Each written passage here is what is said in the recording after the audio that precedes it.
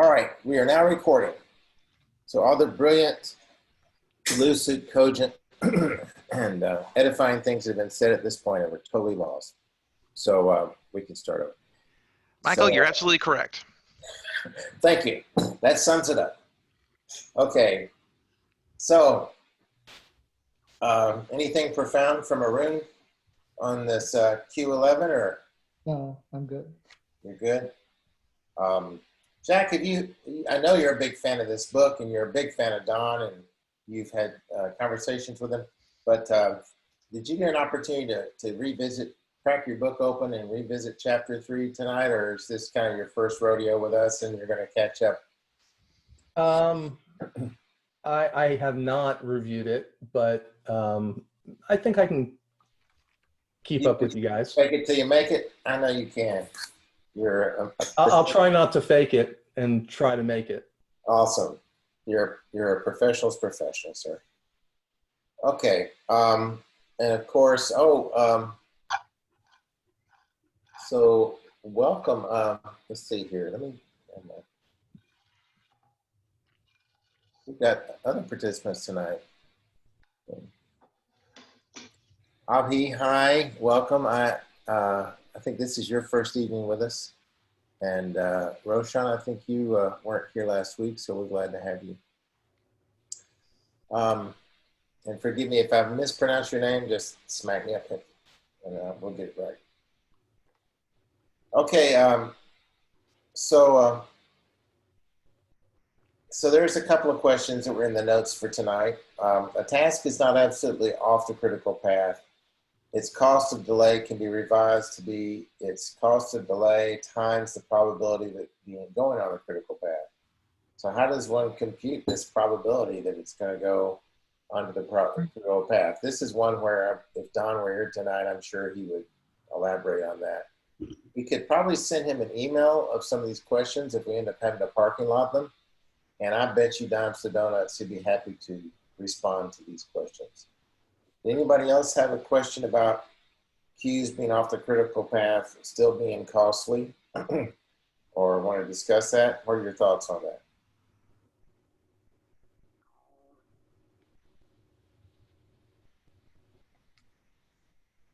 So the way I took it is that you're never guaranteed that it's always off the critical path. It could show up on the critical path someday. Right, right. But he acted like there's sort of a nice formulaic way of kind of managing that probability and kind of attributing a cost of delay to even Q's that are kind of off to the side. He also emphasized that there are other costs to it besides just, he mentioned the fact that it still causes delays, longer cycle times and variability and other things, even though they're kind of off to the side. So those are some things I would love to hear him riff on a little bit. Yeah, any thoughts from you guys? I mean, you experience this in software all the time when you got a defect, an important defect or a high defect coming in. You might get none 1 week, but for several months, and then you might get 5. Yeah. Right? I mean, those are off the critical path for your stuff in production, but they got to be fixed. Right. Well, then I was thinking, that's a good point, Stephen. I was thinking more like the portfolio manager and the product managers have stacks and stacks of stuff that they would like to get done. It's kind of off around just sitting waiting. I've got boxes and boxes of photos and correspondence to scan from my mother's attic from the 1800s and all that. And it's not on the critical path, but it still sure clutters up my house, and I'm sure causes lots of delays and trouble. I'm just trying to figure out more context of what he means by this in different ways. Oh, Yuka's back. Welcome. Hi, Yuka. Hi, Yuka. Welcome back.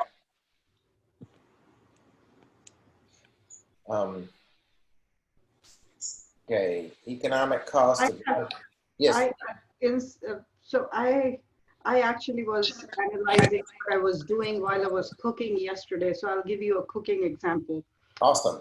I had to, so I had to chop the vegetables, cook the vegetables, and cook the grain. And I start from grain, which is raw rice. So raw rice takes about 30, and brown rice, so it takes about 45 minutes. And so as long as I start the 45-minute cooking time, man time is small, but machine time is large. So I took the first 5 minutes to wash my rice, put it for cooking. And while it was cooking, I was chopping the vegetables and doing every other thing that I had to do. So my vegetables and stuff were not on the critical path.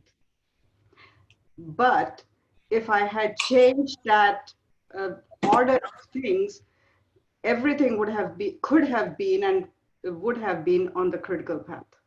Mm. Right. Depending on what order you did them in, it suddenly becomes critical. That's a great observation. I can tell you were struggling because you failed to send out the invitation to all of us to come over for dinner afterwards. So I can see that it affected your COVID-19, I'm limiting exposure, Michael. After that, it's possible. Okay. Arun, what were you going to say? I think that's where the best judgment comes into picture. So while calculating the critical path, you also use your best judgment as a guide to not waver off the path and stay on the critical path. So there is this sweet spot, transaction cost versus package cost. And if you try to serialize everything, so you always have a whip of one, you really aren't the most efficient. There usually is a certain wiggle room where you can pivot to one or two things. It's just we see it melt down when you go to 3 or 4 things. It starts to asymptotically deteriorate, right? But I think her observation about the fact that you have an opportunity, perhaps a fleeting opportunity to do some things in parallel, at least 2 whip limits in depth today, that you will lose if you don't do things in the right order, and then you will have to serialize everything. And of course, in cooking, that can be really bad because things stay out, they don't take too long, and they change their state. That's also the decay of value of stuff that's waiting, right? If your fresh vegetables get chopped and they sit there too long, then anyway, I don't want to overwork the analogy. Good analogy, Neha. So, would you have any other comment or thoughts? No. Yeah, I had added a question above. If you can please, there. He was citing the example, except for the highlighted part, everything else is exactly verbatim. For example, if the process applies 40 hours a week and completes 10 jobs, then each job requires 4 hours of processing. Got it. If the average cycle time through the process is 40 hours, this process has 10% value time and 90% queue time. I could not for the life of me figure out where he's getting this 10% and 90%. Yeah, I think one thing I've tried to self-talk on these first 2 or 3 chapters is he's just sort of setting up, he's like the volleyball, he's just setting things up to get into more deeply. And he doesn't go through any pains to make things very clear here. He's just sort of like references a concept without much context or much defense. I'm hoping and expecting that in chapters 5, 6, and 7, when he goes deep on each of these discrete points, that we will get more clarity. But I'm with you. I didn't understand that. Yeah, but note that the 40 and 40 are different, right? One is 40 hours, 10 jobs in 40 hours, right? The other one is 40 hours to get done one. Right? Yeah, So I feel clear, there's a right? missing variable. Sorry. There it's clear. You're taking 40 hours to finish a job. That means 10%, 4 hours work time, 36 hours processor, so wait time. So are you saying, Stephen, that there is a variable missing here? No, I'm saying don't confuse the 40 hours a week to complete 10 jobs and the 40 hours to do a job. Right? Yeah. So if they say this 40 hours was spent over a course of 4 months, yes, I can certainly equate the queue time and the value added time. but without the full Oh. duration that it took, it feels like there is a missing variable. Okay, I understand it. So it's saying if the average cycle time is 40, so it's 40 hours to get from beginning to end, of which 4 hours is actual processing time. So you're 10% in processing time, 90% in delay. Does that make sense? So it's not a separate job. It's saying if the average cycle time of one of those 4-hour jobs is a total of 40. Does that make sense? Oh, I see. okay. Plus Oh, 40, okay, okay. plus That's 40 the is a ratio. separate Yeah, that thing. makes sense. Okay, Thank so they are just picking one of those jobs, and it took 40 hours.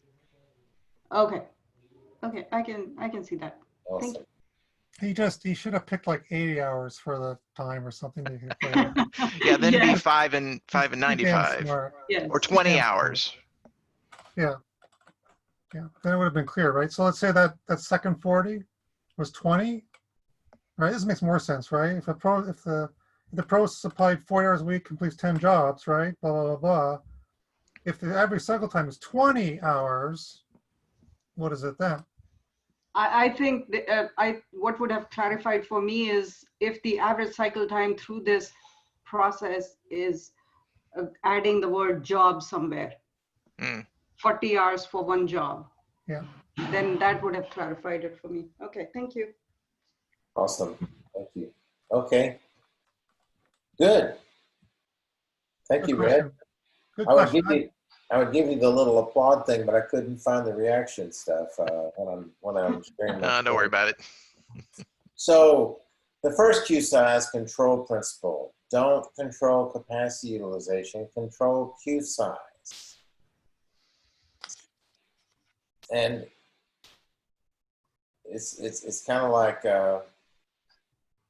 it's more that I think one of the reasons rationalizations for that, or rationale for that rather, was that you have a bigger spectrum. You know, the hysteresis of changing the capacity is more sensitive as it goes past 60%. Like little tiny changes to capacity have big impacts on Q size. But the changes in Q size affects capacity more gradually. So you actually have more control in the attenuating outcomes if you control it from the Q side instead of trying to control it from the capacity side. That was one impression I got. What else? I don't know who added the fast tracking and crashing. First of all, thank you guys so much for participating collaboratively and getting these notes put together. Was that you, Stephen? I added that, Michael. That was you, Arun? Okay, can you talk to your illustrations there and what your thoughts were? I was thinking, how you can, if you think in case of capacity, how you can affect it by fast tracking or crashing. And that's probably different ways of controlling the output or the processing speed. Okay. Tell us a little bit about fast tracking versus crashing, since you have some experience with these techniques. This is like Niharika's example where she was doing things in parallel. Yeah. You could reduce the cycle time by doing things in parallel, or you could crash by adding more resources to increase the Okay. Okay. It's throwing capacity at it instead of throwing capacity at it. And then you have the Tutland model, so we know in human person, if you're just spinning up instances of cloud items, that works beautifully. But if you're just throwing people at stuff, it backfires, doesn't it? Yes, it does. Jack. Yes, Jack. Go ahead. You're muted. But in the real world, parallel always gets there later.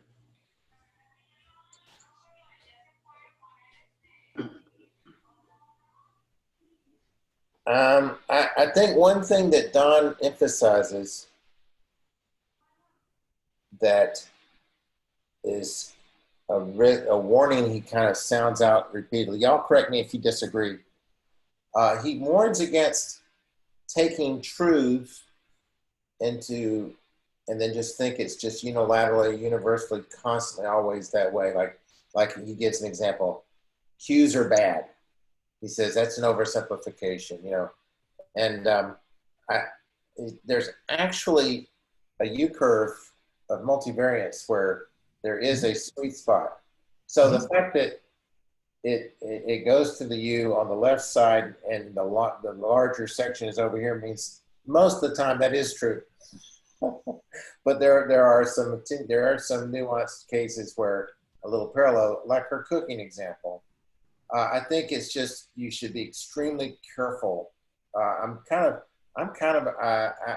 We should have this affinity for a WIP limit of 1, but there are times where the actual economics of it are give them some pivot breathing room to just do one other thing.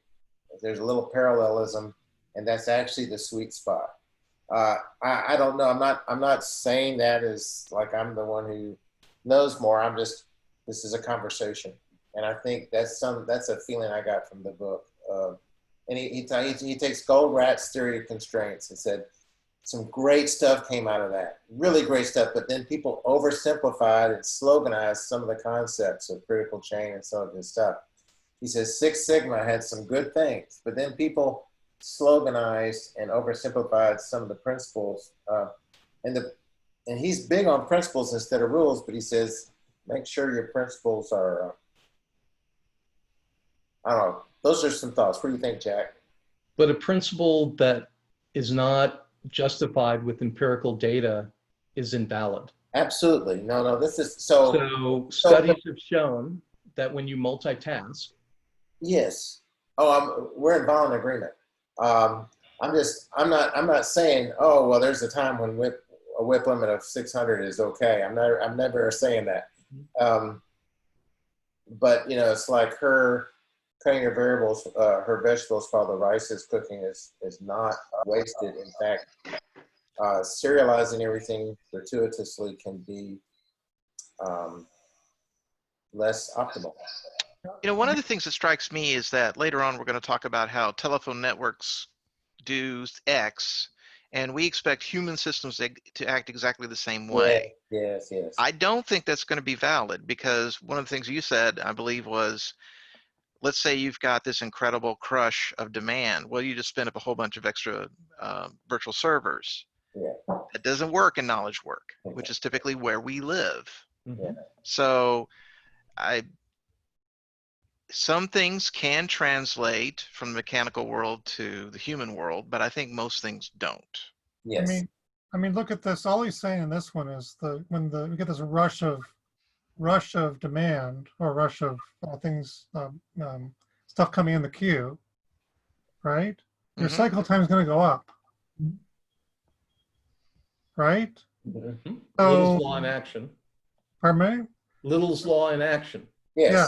So he's just saying, look, detect that increase in queue as a way to know it's time to add more machines. Yeah. He says cycle times are a lagging indicator. Don't wait till it's done to make a response. That's right. So respond based on the queue size. You add more people to the project or more. No, he gave an illustration of the hospital emergency room. That was I like that one. So he said, look, if you have plenty of ample capacity, you can take them FIFO and one at a time, and they just roll them in. So he calls it a queuing discipline to apply any kind of prioritization. So he said, like WSJF, if you are trying to figure out, hey, look, if we're starting to queue up beyond our capacity in the emergency room, we probably should take the heart attacks and the amputated limb over someone who broken wrist. Yeah, broken wrist, right? So that's when you apply WSJF effectively. You use a queue discipline to prioritize the queue. He says if you're using queue disciplines when your queue is small, it's a waste. But here the example is, right, manage the queue size. Let's use the queue size as the early detection mechanism. Yeah. And of course, this is all given that whatever you're doing can be serviced by another server, right? Well, it's the grocery store example was to Arun's point where that's where you can crash. You just open up more Right. registers. So the same can be applied. I mean, you're talking about software, right? The same can be applied in software, but it's going to be slower, right? You're not going to suddenly hire 6 more teams that are as equally skilled as the first team. You can't do that. But Right. if you see that over the next year, we're going to quadruple our business, right? You need to get ahead of that. You 3 notice months the ahead. is going Yeah, up. 3 months ahead, okay? You need to now start hiring teams. It's not an immediate thing like this is. It's going to be, manage that queue size. Don't wait until your teams are now taking a year to deliver anything. Well, and to your point, Stephen, they need to be like at Sabre. We have a lot of teams that have a lot of depth and breadth and experience. So you can bring in roll in another team, and they can just plug and play. But throwing a set of contractors in there who need to form and storm and all that, and Norm, is that what you're giving 3 months, Jack? Yeah, it takes 3 months to get out of the forming and storming Right, into norming minimum. right. So not only that, but just the code base, understanding the code base, it Yes. typically takes about 3 months to And understand. that's really Minimum. gentle in a lot of cases, I think. That's why there's, the saying that, adding more people isn't going to get the baby born faster, right? Right. Okay, let's keep going because we're already a half hour in. Second queue size control principle. Don't control cycle time, control queue size. So the first one was don't control capacity, control queue size. And the next one is don't control cycle time, control queue size. I think there's a theme here. So any thoughts about that? So he's saying that queue size is a leading indicator and cycle time is a lagging indicator. Right, now he values cycle times. He values lagging indicators. Interesting. He just doesn't want you to wait for the cycle time to react. He thinks an economically optimal team is one who's looking at their queue size and immediately addressing the circumstance with a like Arun saying crash with parallel or what was it, fast track, or just deciding, hey, you know what, we need to back down the size of this queue. We're getting too aspirational for the factory we have. We need to build a factory, or we need to live within the factory. Any other comments? Some of this stuff's pretty straightforward. That was not a very long section. Any other comments?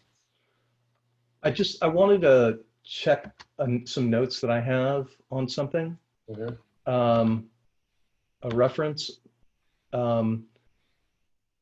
Because Kanban method says that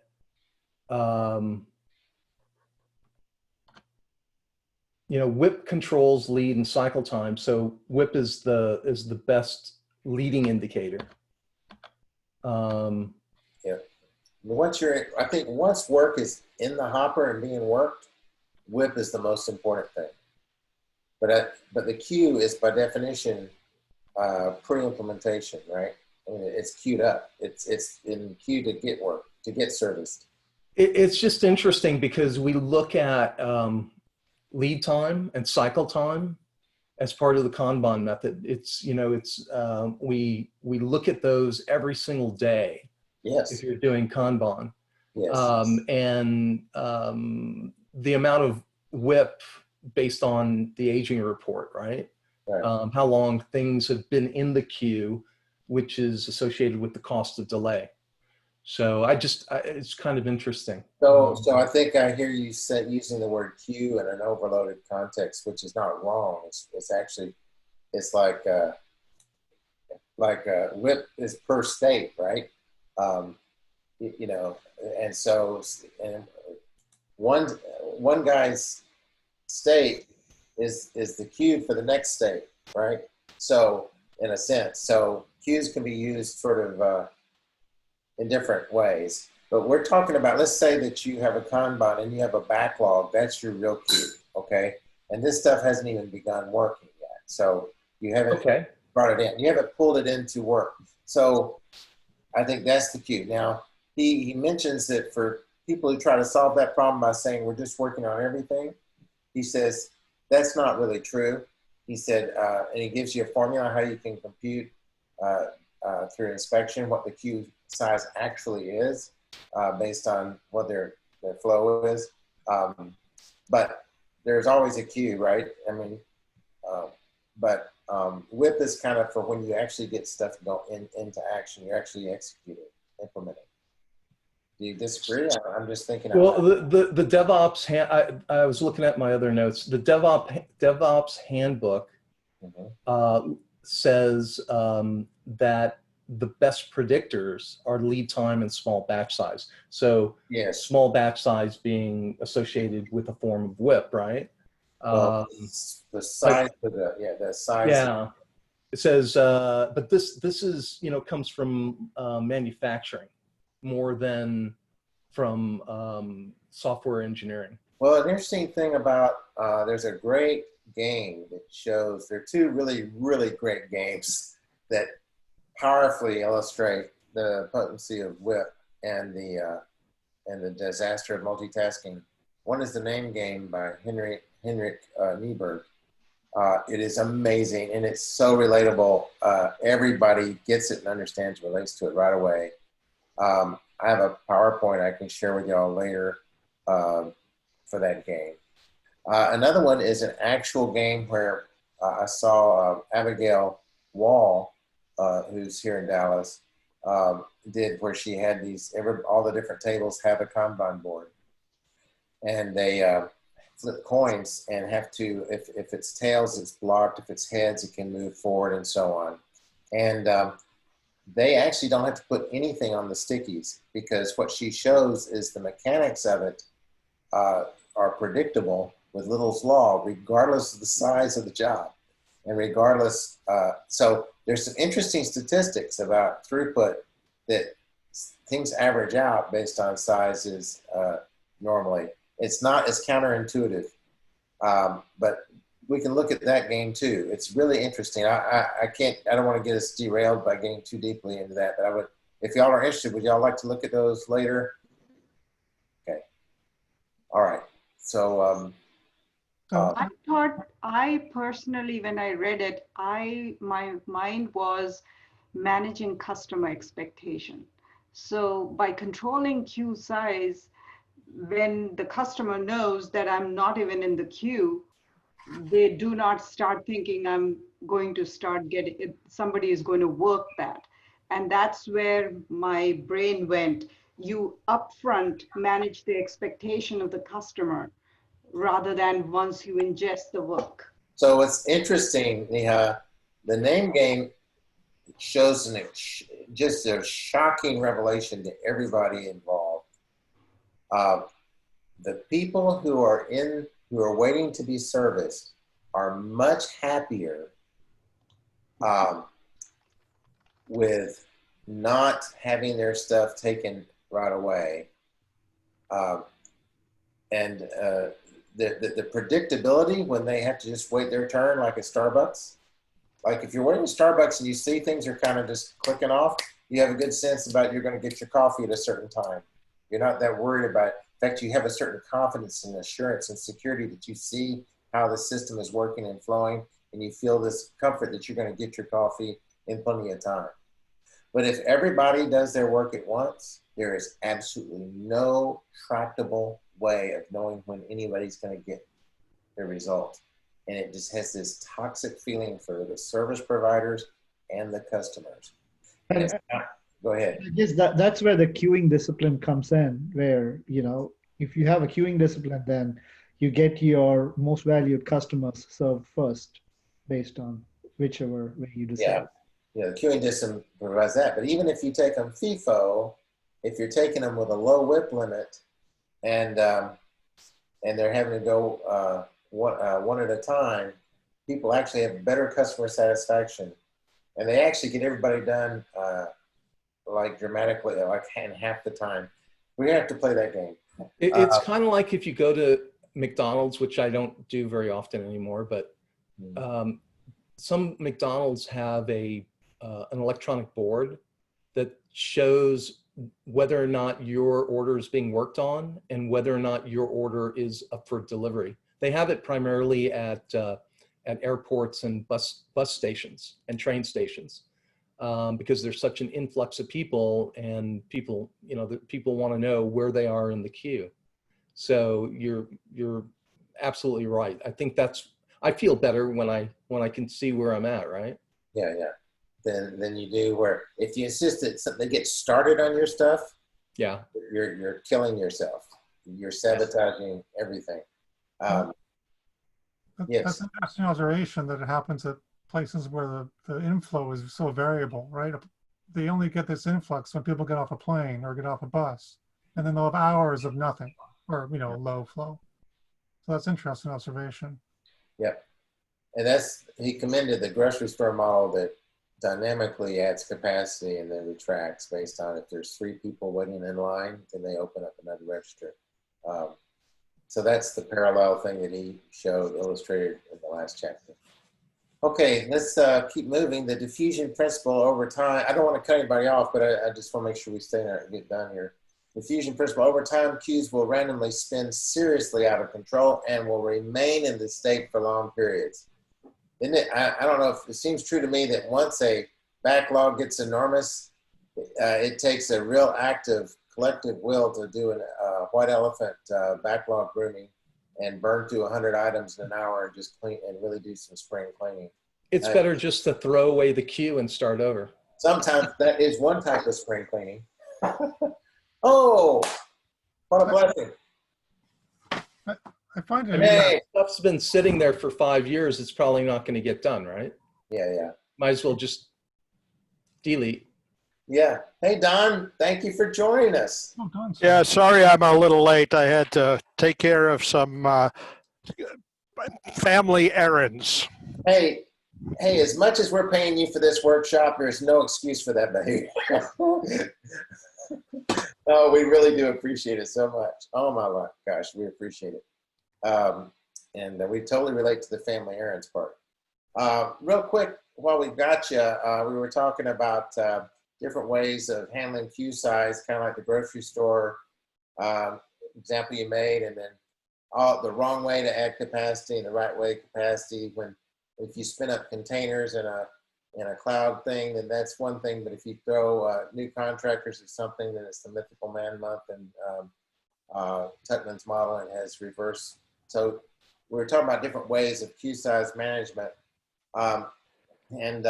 We talked through this. One thing we went to real quick, I don't want us to go back and retrace the whole thing, but you were talking about a task that was off the critical path, but you wanted to multiply its cost of delay to a probability of it going on the critical path. Do you have any kind of cookie cutter way of determining probability, or are you just supposed to understand Monte Carlo probability as one of your skill sets and know how to derive its probability? What are your thoughts about it? I'm sure there are very sophisticated ways of using noisy data to come up with estimates that are intrinsically noisier than the calculations.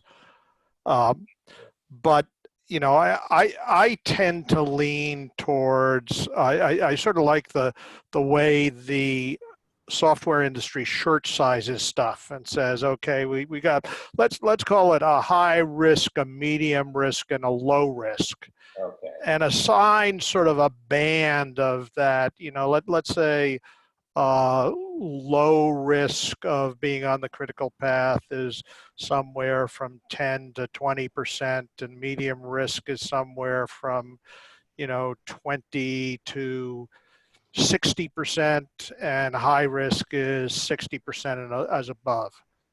And then just use a center point estimate from those ranges and say, okay, I'll use a 10% for a low, and maybe I'll use, 20 to 60. So that would be about 40% for a medium.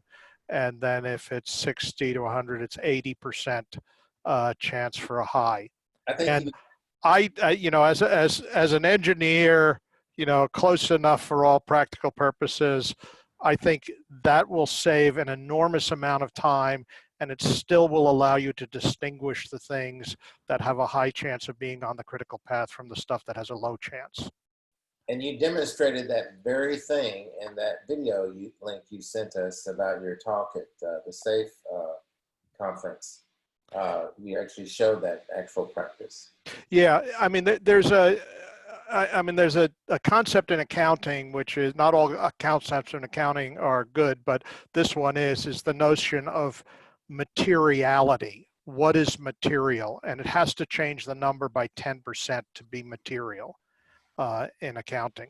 And so, you know, this notion that don't strive for excessive exactness on numbers that are don't make a big contribution to the overall result. Yes. Makes sense. I like that. For those who just joined us this evening, for those who missed one evening, we will post the link that he shared with us. Actually, I think it's in the meetup.com of his talk. And for those of you who weren't here, we raised the question about finance people and all who really wanted to think in terms of dollars and had a little bit of a challenge, a hurdle with the cost of delay computations and SAFE that were just abstract, or they were just an ordering and said, just trust me. This, you know, we had these sort of intangible things. The business value is more in the realm of the financial people, but opportunity enablement, risk avoidance, risk management, that sort of thing was a little more abstract, or was in a different currency, if you will. And he showed at this talk in the SAFE Summit how he mapped everything into dollars so that finance people could get a nice warm fuzzy feeling, and everything can make sense to a more conventional audience. So we'll make sure you get that link if y'all remember. Roshan, I don't know if you got it. Jack, Ren, welcome. Hi, I don't think I think this is your first evening. Okay, and Abhi, we'll get you the link. Okay, so Don, we're at Q15 and we have about 30 more minutes. And that's Q15 is actually an extremely important one that is not obvious to people how important it is. Okay. Because, you know, when you look at development processes as random processes, as opposed to viewing them as random variables and things like that, what you recognize is that the queue will unpredictably, even a perfectly balanced process, even one of Deming's processes that is under control, the cumulative sum is going to spin out of control. And it's guaranteed to spin out of control. You'll diffuse further and further away from balance over time when you're summing activities. And summing activities is what we do in product development. You know, you finish task one, that becomes the starting point for task two. You finish task two, that becomes the starting point for task three. And the bottom line implication of this is that while randomness will cause queues to form in your process, randomness will not cause the queues to go away in a reasonable amount of time. They will go away before the end of the universe, but they will not go away in a reasonable amount of time. Right. And so once you start hitting the high water mark on your queue, you have to just aggressively intervene and do something about it. You can't say, oh, we had a string of hard jobs, we're going to have a string of easy jobs, because it's memoryless. It won't do that for you. Right. Well, you gave the example of a coin flipping 1,000 times, and that basically you're never starting at zero. You're always starting at what you've accumulated. Like you Yeah, said. yeah. Yeah, that's profound. And actually, a couple of Jacqueline was just mentioning, and we were just talking about the fact that we have to take draconian measures with queues that get too large, and they always just trend that way. You know, with the white elephant backlog burning to burn to 100 in an hour, or just Jack said throw the whole damn thing away. I don't know. There's probably Look at the age of what's in the queue. Yeah, look at the age, right? Yeah, you're going to see it grow. And it's interestingly, it is totally the opposite of what Deming has said, which is if your system is under statistical process control, you should not intervene. Because for a cumulative process, even when it's under statistical process control, it is going to end up exploding on you. If you reset, what they do in manufacturing is every job they do, they reset to 0. And so you don't accumulate variances in manufacturing. In product development, you have a bundle of tasks where you accumulate variances, and that is what kills you. And so I just seen a lot of people worshiping at the altar of Deming who don't want to intervene in a process that's under control, and that is just bad math. Yeah.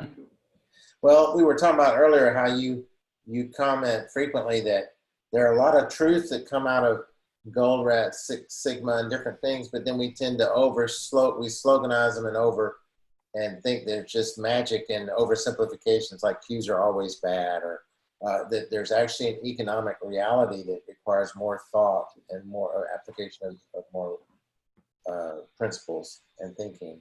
And so for all the good Deming's done, we can do it. The same thing can happen there, I guess. Yeah, I love the old analogy of it's like a lighthouse when you're trying to go to a port. When you're far out at sea and you see the lighthouse, you head towards the lighthouse. But as you get closer to the port, you don't drive in circles around the lighthouse. You continue on to go to the port. And lighthouses are extremely useful to get people going in the right direction. But I'd say, you know, Gold Rack functions more as a lighthouse than a destination. Yes. I got that sense from what you said. Okay. Well, thank you. Let's. Anything else you want to say about Q15, Don? No. The intervention principle, we cannot rely on randomness to correct a random Q. Actually, you just spoke to that, I think. Yeah, that's what And then this is just a quick cheat note of the different Qs. And this is not an exhaustive list. This was just a good list of lots of things that we should be mindful of that are typical and classic that can be causal in creating Qs, right? Yeah, and I often point out to people that virtually any resource that is managed on the basis of efficiency will tend to have high utilization and large queues. So, you know, go to the department head and say, what are you being measured on? And he says, how many of my hours I use every month. And that's pretty much a guarantee you're going to find a queue there. Yeah, my experience is with specialists, the legal department.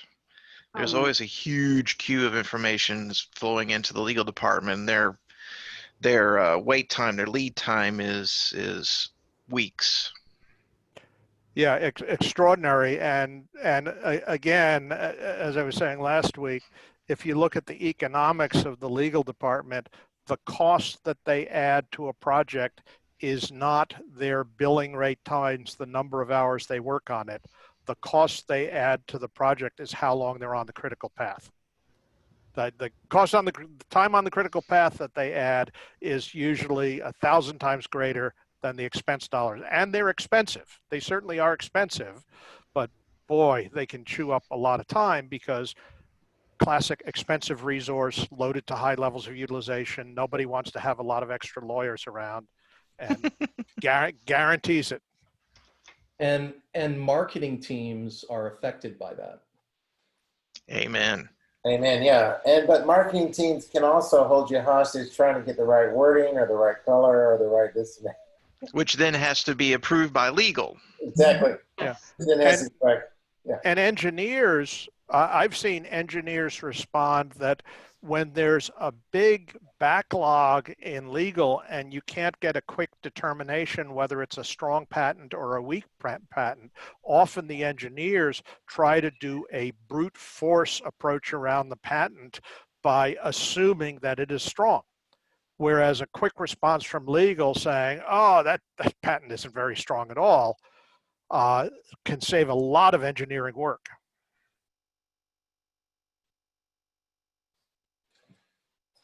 So we have So 7 more minutes.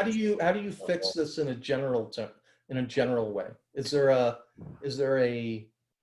Are there ideas on actions that can go around this? Like, Yes, I was just I thinking- believe there are some simple ways to deal with it. Is that one of the key problems is the metric they're being measured on is the cost that they add as opposed to the time. And so what Microsoft does with some of their service groups is they have a service level agreement with them saying, you know, the average response time on a task we give you is going to be this amount of time. No more than 10% will be above this amount of time. And the service level agreement, where they're being measured on response time, ends up producing different behaviors. What about organizational or human engineering? How could that? I think you can do it. I mean, I'll give you an example. I was working with a medical device company. The tooling shop was always on the critical path. They were measuring the tooling shop on the cost of making the tools. They changed the metric and started measuring the tooling shop on how long they were on the critical path of the project, what percent of the tools were delivered to the request date. Once they did that, the tooling shop manager, who didn't want to have extra machines in his shop and didn't want to send work out outside and didn't want to use overtime, totally changed the way he managed the department. He started using overtime. He started sending work outside when the backlog got high. He had extra machine capacity. And he would start meeting with the teams to say, are there any projects coming down the pipe that I can start working on now? And the guy was more than smart enough to be able to reorganize the way he did business to base it on response time. It was just he was not being measured on the metric that was really important.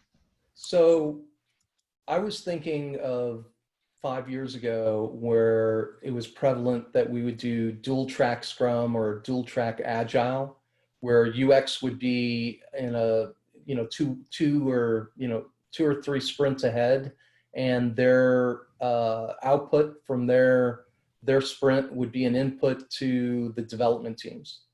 And nowadays, what we do is we just embed a UX person on the Scrum team. And we do, through that human engineering or organizational engineering, we get rid of the handoff and we get rid of the pause or wait. Yeah, and you get rid of the batch size as well. So we could do that with legal too on a. Oh yeah, no, and in fact, one organization I worked with is they just used a cadenced availability of legal. Legal was in the team area every Monday afternoon, 1 o'clock until 4 o'clock and things. And all of the engineers, they had a lot of IP, and all of the engineers would sign up for time with the legal guy the day of the week that he was, and that acted as sort of a clock pulse to pull the high priority stuff through the system. And yeah, I think a lot of the techniques we use to ensure conformance to cadences in other parts of the organization are very applicable to those support groups.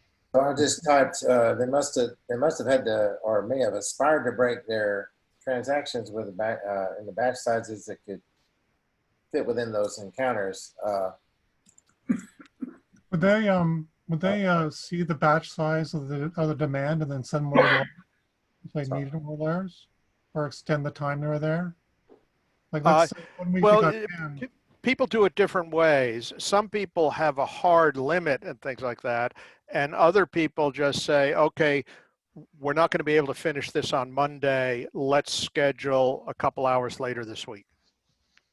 Do an overflow on the thing. I think rather than brute force excessive capacity on that day, I think it's better to have enough resource to handle, sort of 80% of the demand and do an overflow when you need to.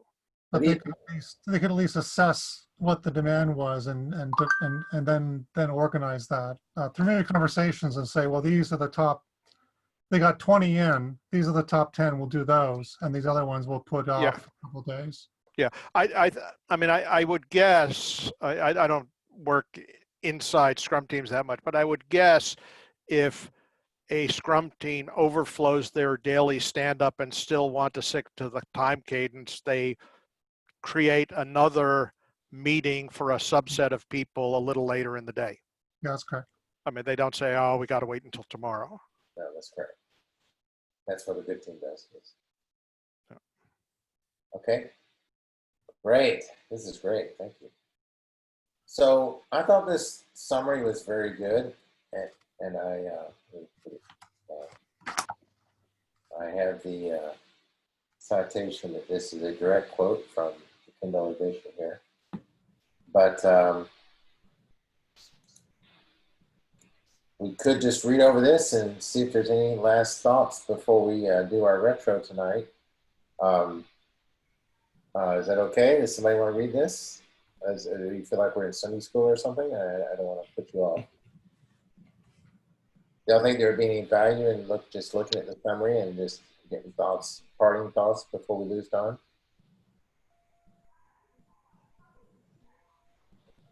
Okay, hearing nothing, I'm going to assume you're okay or indifferent.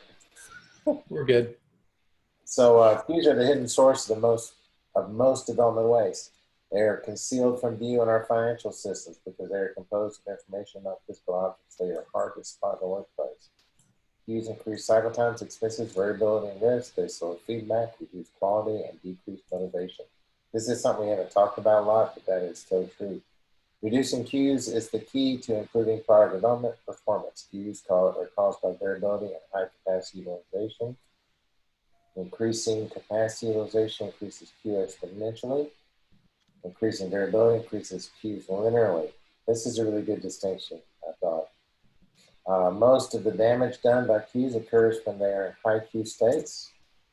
These high queue states can be very persistent and must be corrected with decisive and quick responses.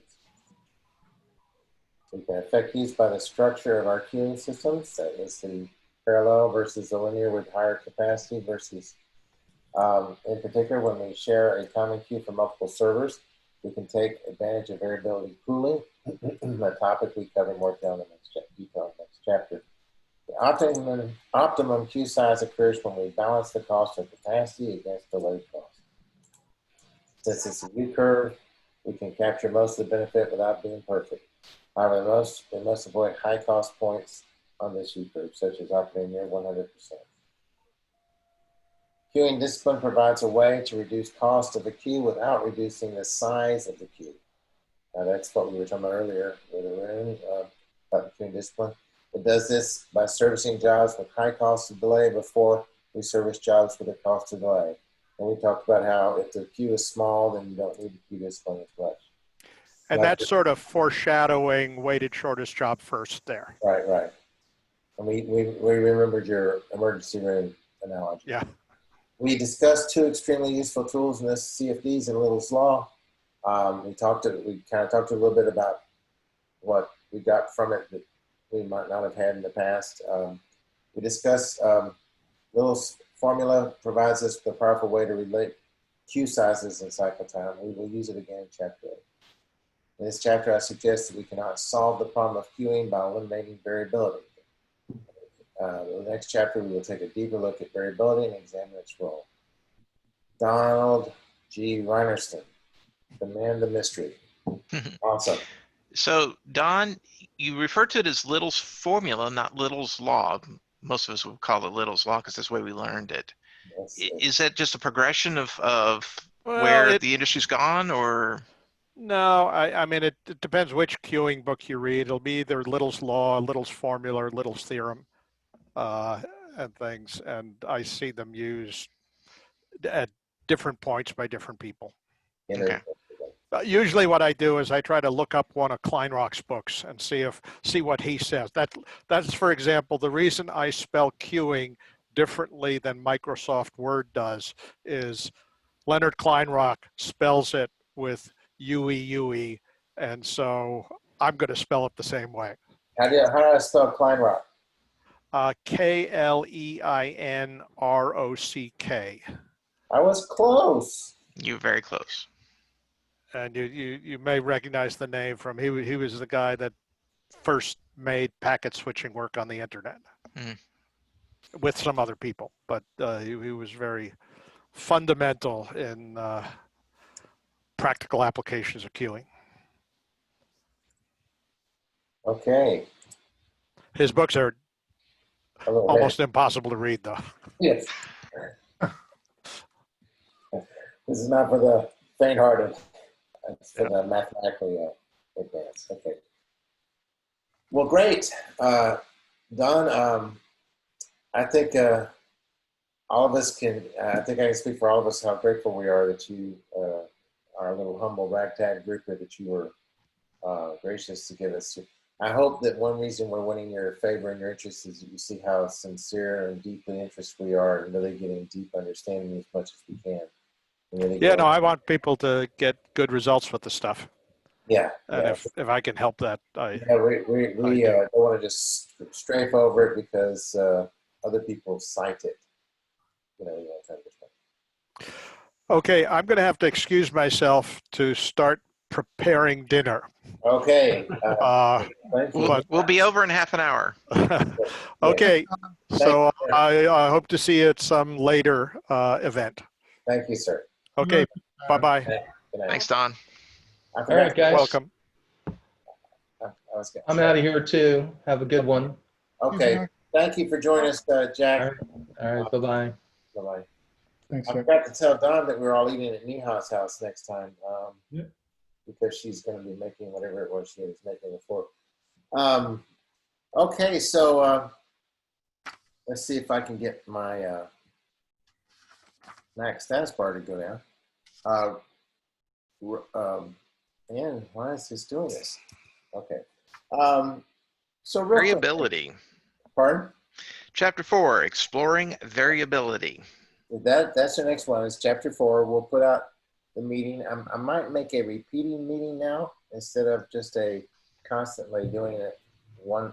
I don't know. I'm going to set up Zoom to just repeat. So let me just ask you real quickly if there were any any suggestions on what we can do to make better.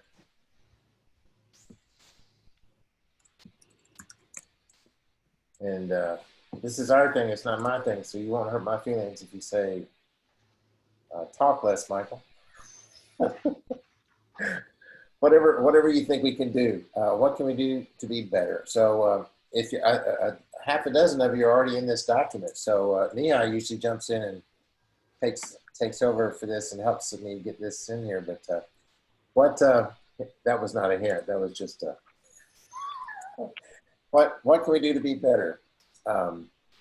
What went well? What went well? I think we can add more practical examples from our job, or to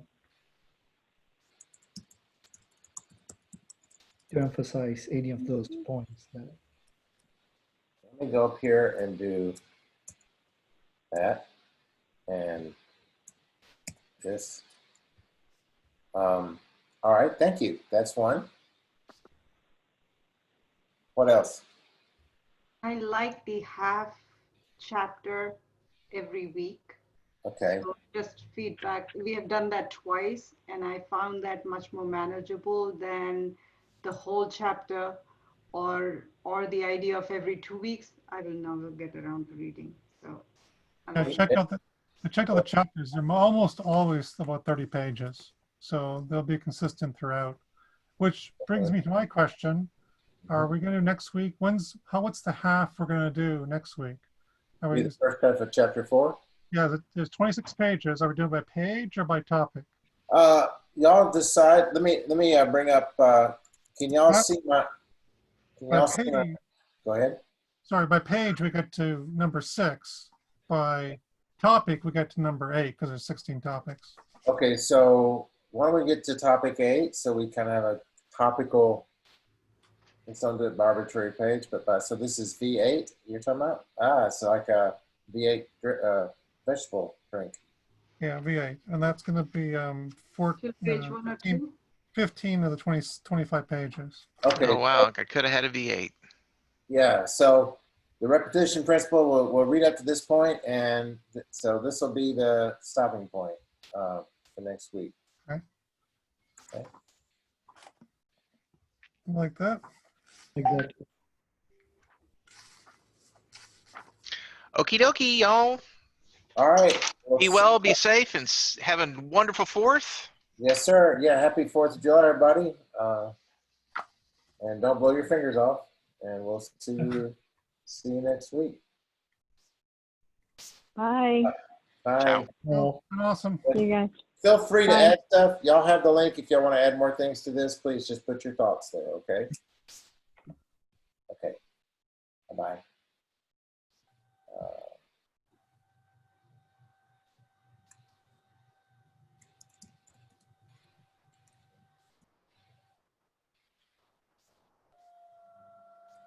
Thank you, Roshan. And Ren.